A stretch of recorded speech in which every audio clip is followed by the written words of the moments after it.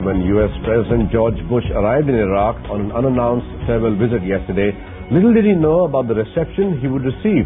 In a sign of lingering anger over the war, an Iraqi journalist hurled both his shoes at Bush during a news conference with Prime Minister Nouri al-Maliki.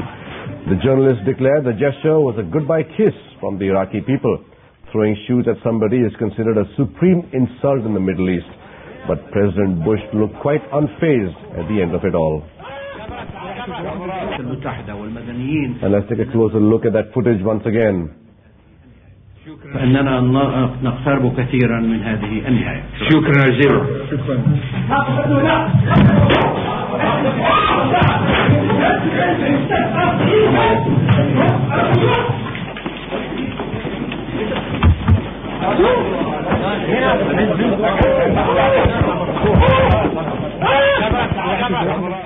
In fact, let's replay that entire sequence in slow motion for you. Watch the Iraqi journalist stand up and hurl one shoe at the U.S. President.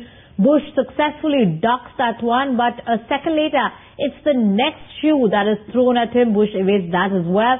After this, the journalist is pinned down by the security in the room.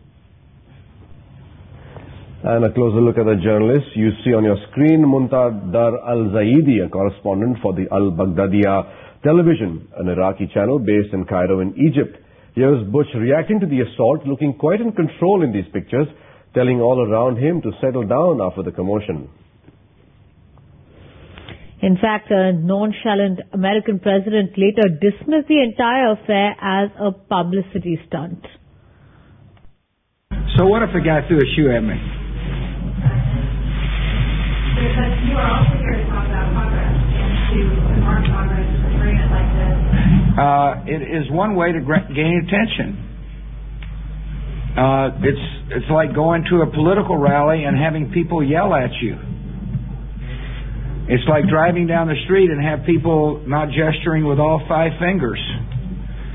It's a way for people to draw, attention. I don't know what the guy's cause is, but one thing is for certain: he caused you to ask me a question about him. I didn't feel the least bit threatened by it.